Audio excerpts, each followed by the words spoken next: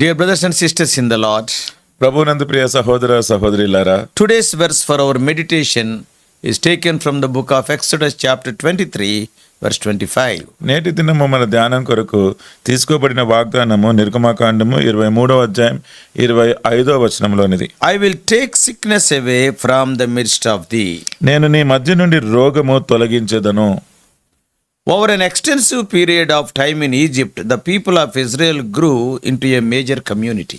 ఇశ్రాయేలీల ప్రజలు చాలా సుదీర్ఘమైన కాలము ఐగుప్తు దేశంలో ఉంటూ వారు ఎంతగానో ప్రబలిపోయి వ్యాప్తి చెందినారు. But the life did not go well for the Israelites over time. అయితే ఈ సమయం అయ్యే కొలది ఇశ్రాయేలీలకు జీవితము అంత బాగా లేదు. They were oppressed by the rulers of Egypt. ఐగుప్తుని పరిపాలిస్తున్న ఆ రాజులు వీరిని మీద ఎంతగానో ఒత్తిడి తీసుకొని వచ్చినారు. When you read chapter 2 from verses 23 to 25 of Exodus, నిర్గమకాండము 2వ అధ్యాయం 23 నుంచి 25 వరకు వచనాలు చదివితే, that portion summarizes their suffering situation and their cries to God. వారు ఎటువంటి శ్రమల గుండా వెళ్ళినారో, వారు దేవునికి ఎలాగ మొరపెట్టుకున్నారో ఆ వచనాలలో సంక్షిప్తంగా చెప్పబడుతుంది. God heard their cries. దేవుడు వారి మొర ఆలకించినాడు. And God remembered his covenant which he made with Abraham. అబ్రహాముతో దేవుడు నిబంధన చేసినాడు. ఆ నిబంధన గుర్తు చేసుకున్నాడు. Abraham made covenants with God made covenants with Abraham, Isaac and Jacob. అవునండి, దేవుడు అబ్రహాము, ఇస్సాకు, యాకోబుతో ఆయన నిబంధనలు చేసినాడు. He remembered those covenants. అట్టి నిబంధనలు ఆయన జ్ఞాపకం చేసుకున్నాడు. So with his mighty hand and sending various plagues on the Egyptians, he delivered them out of the land of bondage. అందుకైనా బలమైన బాహువు చేత అనేకమైన తెగుళ్ళు ఐగుప్తుల మీదకి పంపించి ఈ ఇశ్రాయేలీని ఆ బానిసత్వము నుంచి, దాసత్వం నుంచి వారిని విడిపించినాడు. Till that time they served Pharaoh. ఆ సమయం వరకు వారు ఫరోకి సేవ చేస్తూ ఉండినారు. So to serve means to do another bidding, to be doing another's will. Whatever he is telling, they were doing. చూడండి, ఒక ఆయన కింద సేవ చేయడము అంటే ఆ యజమానుడు ఏమి చెప్తున్నాడో ఆయన చిత్త ప్రకారమే వీళ్ళు చేస్తూ ఉండడం. Now God wanted to reorient the children of Israel. అయితే దేవుడు ఈ ఇశ్రాయేలు ప్రజలందరినీ కూడా తిరిగి సమకూర్చాలని ఉద్దేశించినాడు. Now they are coming out of the servitude of the Egyptian monarch Pharaoh. ఇప్పుడు ఈ నియంత అయిన ఫరో కింద ఐగుప్తు నుంచి వారి దాసత్వం నుంచి బయటకు వస్తున్నారు. But God wanted the Israelites to serve him. దేవుడైతే ఇశ్రాయేలీలు దేవుణ్ణే సేవించాలని కోరినాడు. God wanted them to be a special nation with a special distinction. వీరందరూ కూడా ప్రత్యేకమైన జనాంగముగా, ప్రత్యేకత కలిగిన వారిగా ఉండాలని దేవుడు కోరినాడు. He never wanted them to copy and serve the gods of other nations. ఇతరుల వరే వారు ఎటువంటి దేవుళ్ళని వారు సేవిస్తూ ఉన్నారో వారిని పోలి వీళ్ళు ఉండాలి అని దేవుడు కోరలేదు. And God wanted to plant them in the promised land. ఆ వాగ్దానపు దేశంలో వారిని పెట్టాలని దేవుడు ఆశించినాడు. All the gods of other nations are originated at the desire of the devil. వేరే రాజ్యాల్లో అంతా కూడా చూసుకుంటే అక్కడ ఉద్భవించిన దేవతలు, దేవుళ్ళంతా కూడా అది దుష్టుని యొక్క ప్రోద్బలంతో ఉద్భవించినారు. The desire of the devil from the beginning is to be worshipped by man. దుష్టుని యొక్క ఆశ ఆరంభం నుండి కూడా ఏంటి అంటే మనుష్యుడు ఆయనను పూజించాలి అని. That was in rivalry to the only true God. అది కేవలం ఏకైక నిజ దేవునికి విరోధంగా ఉండింది. The true God is the creator of the universe. నిజ దేవుడు ఆయన ఈ సమస్తమును సృష్టించిన సృష్టికర్త. So God wanted the Israelites to serve him alone. అందుకనే దేవుడు ఇశ్రాయేలీలందరూ కూడా ఆయనను మాత్రమే సేవించాలని కోరినాడు. And God promised wonderful blessings to them. వారందరికీ కూడా దేవుడు అద్భుతమైన ఆశీర్వాదాలు వాగ్దానం చేసినాడు. And one of those blessings is the verse for our meditation today. ఆయన చేసిన ఆ వాగ్దానములలో ఒక వాగ్దానము నేటి దినం మనము ధ్యానం చేస్తున్న వాగ్దానం. If we read verses 25 and 26, 25, 26 ఈ రెండు వచనాలు కనుక మీరు చదివితే at least 4 major blessings are mentioned here. ఇక్కడ కనీసం 4 ఆశీర్వాదాలు ఇక్కడ Let చెప్పబడుతున్నాయి. us see those 4. ఆ 4 ఆశీర్వాదాలు చూద్దాం. Number 1, మొదటిది, I will bless your bread and water. నేను నీ ఆహారమును నీ పానమును దీవించును. So this has to do with their physical sustenance. అంటే వారు భౌతికంగా వారు ఎలాగైతే జీవించాలో బ్రతకాలో దాని గురించి చెప్పబడుతున్న God సంగతి. wanted them to see him as the source of their physical sustenance. వారందరూ కూడా దేవుని వైపు ఎలాగ చూడాలంటే మేము జీవించడానికి బ్రతకడానికి దేవుని మీదే ఆధారపడాలి అని వారు అర్థం చేసుకోవాలి. David also wrote in the famous Psalm 23:1. దావీదు కూడా మన అందరికీ సుపరిచితమైన కీర్తన 23వ కీర్తన మొదటి వచనంలో దావీదు అంటాడు, The Lord is my shepherd, I shall not want. యెహోవా నా కాపరి, నాకు లేమి కలుగదు. So even in their wilderness wanderings, God supplied them the bread and water in a miraculous way. అందుకనే అరణ్యంలో వీళ్ళందరూ సంచరిస్తున్నప్పుడు కూడా దేవుడే ఎంతో అద్భుతమైన రీతిలో వారికి ఆహారము పానీయం ఇచ్చినాడు. They were eating manna and also the water from the rock they were drinking. వాళ్ళు పైనుంచి వస్తున్న మన్నా భుజిస్తూ ఆ బండలో నుంచి వస్తున్న నీళ్లను వారు త్రాగుతూ ఉండినారు. Even in the New Testament, నూతన నిబంధనలో కూడా good number of times Jesus was concerned about the food of the hearers. యేసుక్రీస్తు ప్రభు వారు కూడా ఆయన ప్రసంగాలు లేకపోతే ఆయన బోధిస్తూ ఉన్నప్పుడు ఎవరైతే ఆలకిస్తూ ఉన్నారో వాళ్ళందరూ తింటున్నారా లేదా వారి తిండి కోసం ఎంతో చింత కలిగి ఉండేవాడు. In the Sermon on the Mount also, ఆ కొండ మీద ప్రసంగం అప్పుడు కూడా Jesus told that the heavenly Father is mindful of all these things. ఆయన చెప్పినాడు, పరలోకపు తండ్రి ఇట్టి విషయాలన్నిటి గురించి ఆయన కూడా పట్టింపు కలిగి ఉన్నాడు. He asked the people not to worry. ప్రజల్ని ఎవరు చింతించవద్దు అని చెప్పినాడు. Therefore, God told Israelites, if they obey him, their physical sustenance will be taken care by him. అదే విధంగా దేవుడు ఇశ్రాయేలుతో కూడా చెప్పింది ఏంటి అంటే, మీరు నాకు విధేయత చూపిస్తే మీ భౌతికపరమైన మీ ప్రాణానికి అవసరమైనవన్నీ కూడా మీకు అనుగ్రహించబడతాయి. And the second one is, I will take away sickness among you. ఇక్కడ రెండవ వాగ్దానం ఏంటి అంటే, నేను నీ మధ్య నుండి రోగము తొలగించెదను. So this is another promise while we serve the Lord. మనము దేవుణ్ణి సేవిస్తూ ఉన్నప్పుడు దేవుని దగ్గర నుంచి మనం పొందుకునే రెండవ వాగ్దానం. Everybody desires health and rest. చూడండి, ప్రతి ఒక్కరూ ఆరోగ్యము విశ్రాంతి కోరుకుంటారు. In 84:11 of Psalms, 84వ కీర్తన 11వ వచనంలో Bible says that no good thing would God withhold from those who walk uprightly. Bible గ్రంథంలో చెప్పబడిన మాట ఏంటి అంటే, యథార్థముగా ప్రవర్తించే వారి దగ్గర నుంచి ఏ మేలు చేయక ఆయన మానడు. From this we understand that the will of God is against sickness of any form. అందుకనే దీన్ని బట్టి మనకు అర్థమవుతుంది ఏంటి అంటే, దేవుని యొక్క చిత్తము మన జీవితంలో ఎటువంటి అనారోగ్యము కూడా ఉండకూడదు అని.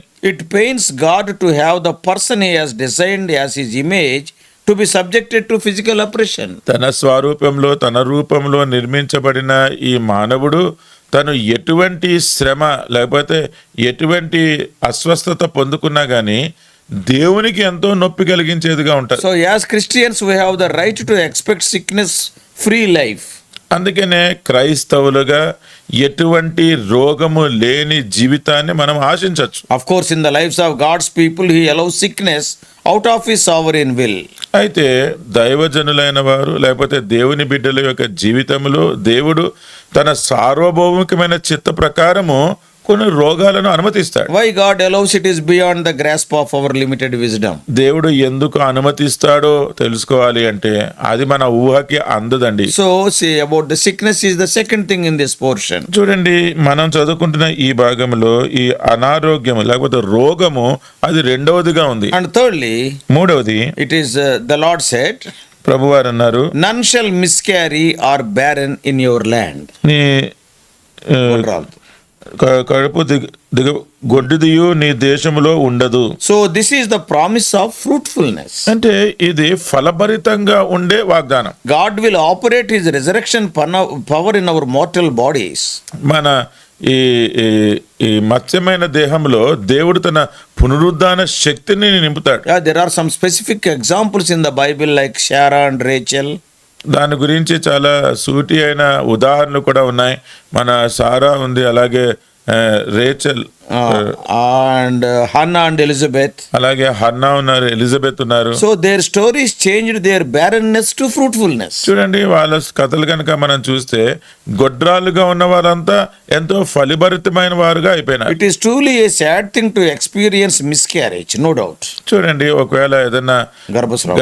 గర్భస్రావం జరిగింది అంటే అది విచారించదగ్గ విషయమే, దాంట్లో అనుమానం లేదు. And a person, if he lack of ability to conceive also, they are not conceiving, that is a sad thing only. So ఎవరైనా పెళ్ళైన తర్వాత కూడా కొంచెం గర్భము రావట్లేదు అంటే అది కూడా కొంచెం విచారించదగ్గ విషయం. Because the reason may be man or woman, whatever may be the reason, non-conception people will feel. దానికి పురుషుడా లేకపోతే స్త్రీయా ఎవరు కారణమైనప్పటికీ కూడా పిల్లలు అవ్వట్లేదు అంటే అది బాధకరం. Specifically, the people without children knew the pain of it. ప్రత్యేకంగా ఎవరైతే పిల్లలు లేకుండా ఉంటారో వారికి ఈ బాధ ఏంటో బాగా అర్థమవుతుంది. But God says, when they serve me faithfully, I am their help.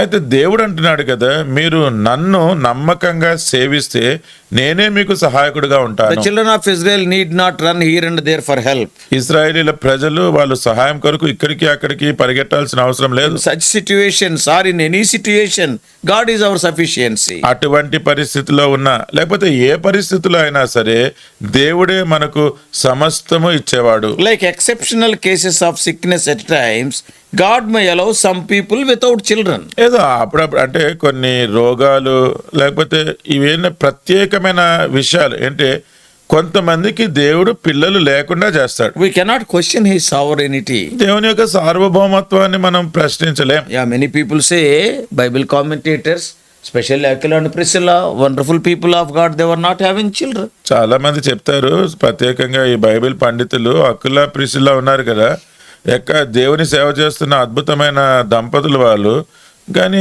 ఆ జంటకు కూడా పిల్లలు లేరు. So sometimes God may allow it.